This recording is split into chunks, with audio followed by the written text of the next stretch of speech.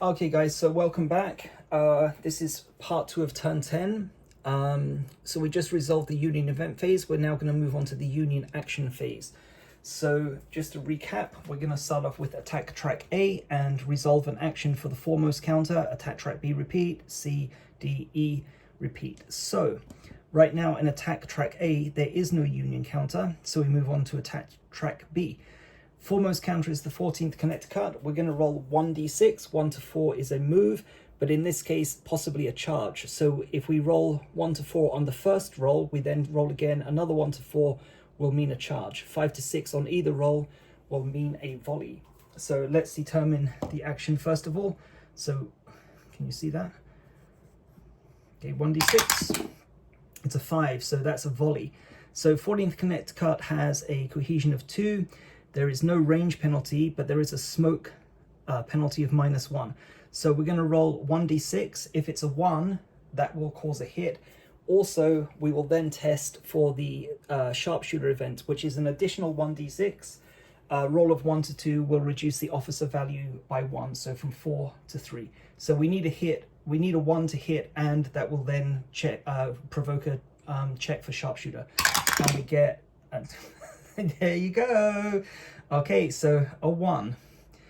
Okay, let's do the hit first of all. So 2nd North Carolina has just taken a hit, so cohesion is reduced from 5 to 4. We now need to check as well for the sharpshooter. So we've been kind of lucky so far because the officer token, the officer value token hasn't been reduced so far, and we're halfway through the game. The number of officers limit the number of inspire actions that the Confederate can take. So we're going to roll 1d6, 1 to 2 hits an officer, and we get a 6. Okay, so a little bit of luck there then. Okay, so no effect. Okay, we next move on to attack track C. Foremost counter is 108th New York. 1 to 4 is move, 5 to 6 is a volley. We get a 5, so they're going to attempt a volley. They're kind of been stuck there for quite some time. So again, like the cohesion is 2, there's a -2 range penalty and a -1 smoke penalty, so we don't resolve it. If it's a negative value, don't roll the dice. So 108th New York will hold. Next one is foremost counter on attack track D is 5th Maryland, so 1d6 to determine the action. It's a 4, so that's a move. So 5th Maryland advance from D3 to D4, meaning that next turn they may start to charge Bloody Lane. 5th foremost counter on attack track E is the 132nd Pennsylvania, so 1d6 to determine move or volley, and we get a 2, so that's a move, so they've advanced from E2 to E3.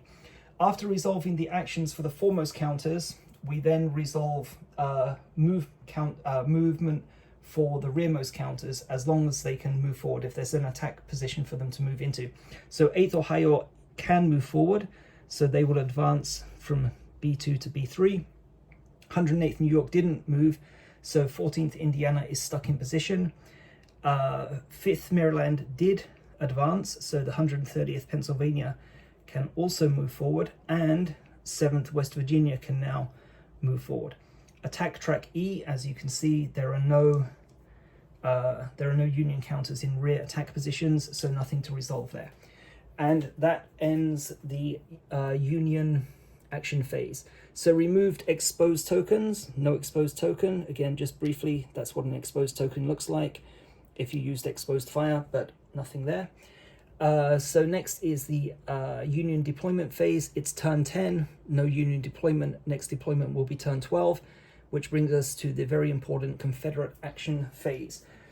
So things are kind of like starting to fall apart a little bit here. I need to really concentrate a lot of fire on getting rid of these 2 regiments, so hopefully we'll get some good results.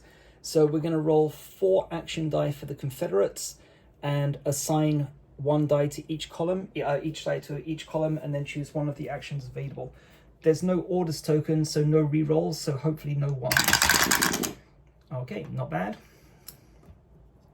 So you've got 2 3s. So 2 3s give us a choice of inspire or fire. The 5 gives us a choice of fire or reload. And the 6 gives us a choice of fire, reload, or inspire. Fire, you can choose exposed fire or oblique fire as well. So let's just have a little quick recap here. Well, we definitely want the 2nd North Carolina to fire on the 14th Connecticut, and we definitely want the 4th to fire on the 5th Maryland. So we need 2 fire actions. Is there any? Okay, we probably want to inspire there as well. So we'll do inspire, fire, fire.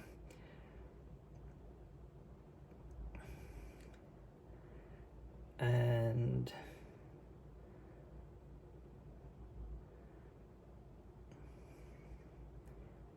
okay, we're going to do a boosted action. Okay, so let me explain my choices. So we're gonna assign this die to the inspire action for the 14th North Carolina, and we're gonna select the inspire action here to make it a boosted action. So we'll resolve that with a cohesion of +1 at 4. The 5, we're going to assign fire to the 2nd North Carolina. 3, we're going to resolve fire with 4th North Carolina. Okay, so let's do the cohesion check first. So it's a boosted action, so +1 to cohesion, so 1, 2, 3, 4 will restore 1 point of cohesion and bring it back up to 4. So let's see what we get. 2, excellent. Okay, nice. So this is in anticipation of a possible charge in a future turn. At some point, the 108th New York is surely going to start. Moving forward. So I want to be prepared to receive the charge. Okay, so that's the first of the first 2 action die. Okay, let's resolve this one next. So this is going to be 2nd North Carolina, 14th Connecticut. So let's go through the modifiers. Cohesion is 4. It's +1. Brings it to 5. -1 for the smoke is -1. So 1, 2, 3, 4 is going to be a hit. Measurable value is 2 or higher, so 1 would be devastating fire, which would be very useful now as it'll inflict 2 hits. So let's see what we get. And it's a 6, so we miss. So 2nd North Carolina is turned 90 degrees, indicating that in a future turn it will need to reload. Okay, and let's do 4th North Carolina next against 5th Maryland. So cohesion of 5, +1 for range, -1 for smoke, brings us back down to 5. Measurable value is 2 or higher, so devastating fire would apply. 1 to 5 is a hit. 5, excellent. Okay, so that's nice, and that brings the cohesion down to 1. Okay, and that concludes the Confederate action phase. All of the actions have been resolved. So just to return to the sequence of play. End of turn phase, there are no crouch tokens attached, so nothing to remove there.